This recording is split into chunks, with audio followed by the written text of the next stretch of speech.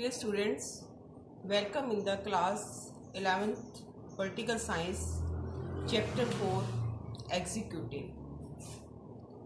Executive means who implements the laws.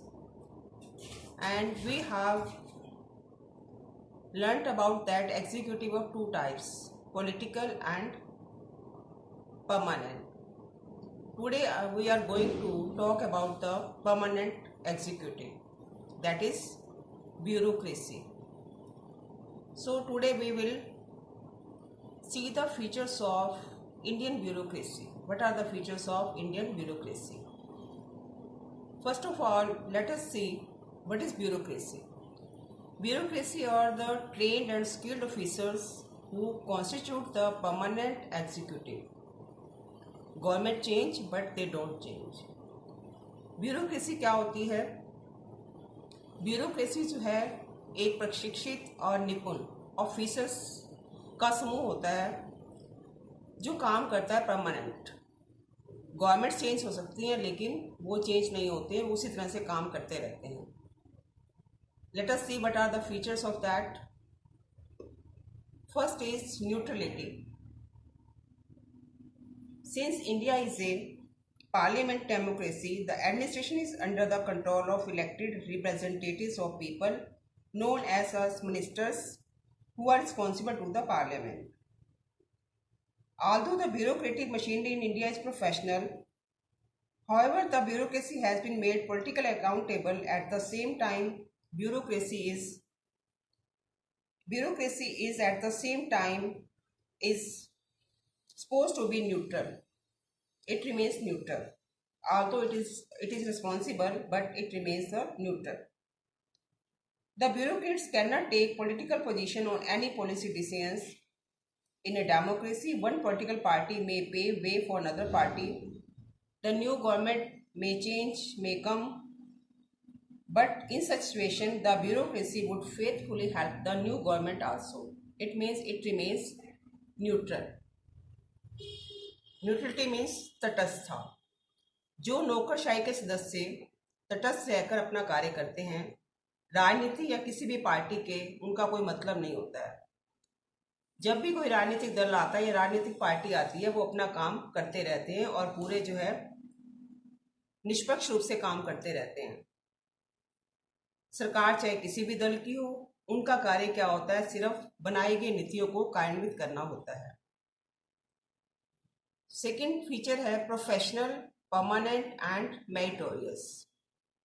They are professional, they are permanent and based on the merit. they are appointed on the merit. The Indian bureaucracy is organized in a professional and meritorious basis. It consists of all India services, state services, employees of local government, and technical and management staff of public sector employees. The framers of the constitution were aware of the non-partisan nature of the bureaucracy.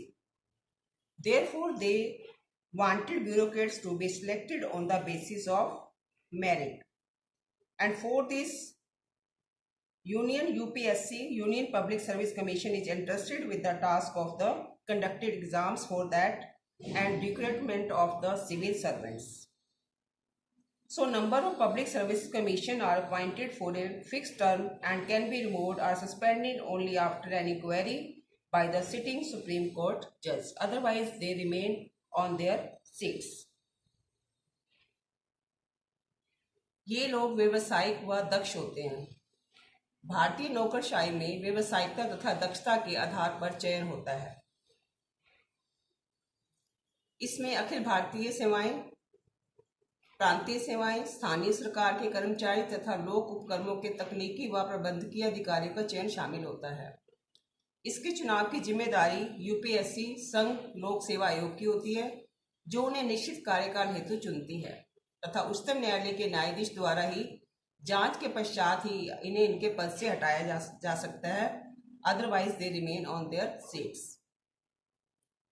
Next is based on equality. समानता पर आधारित होती है.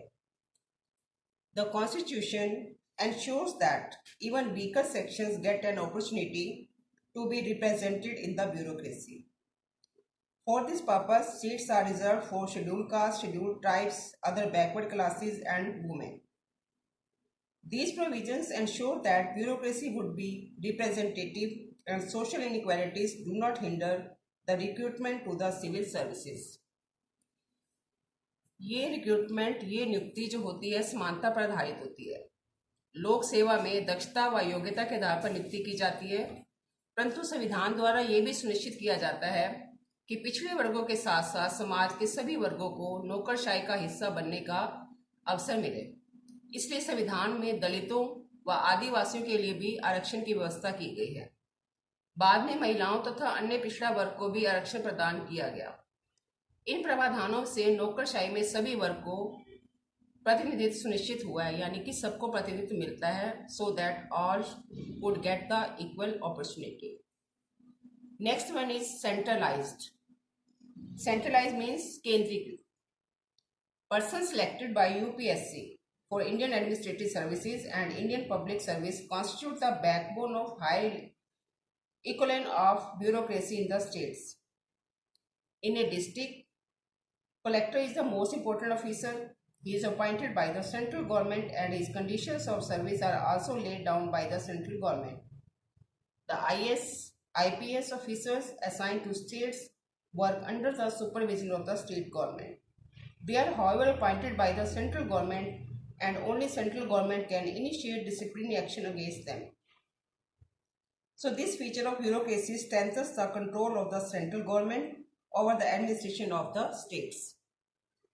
केंद्रीकृत, इसका अर्थ ये होता है कि संघ लोक सेवा आयोग द्वारा चयनित भारतीय प्रशासनिक सेवा तथा भारतीय पुलिस सेवा के उम्मीदवार प्रांतीय सत्ता पर शीर्षस्थ नौकरशाही की रीढ़ होते हैं, बोन होते हैं।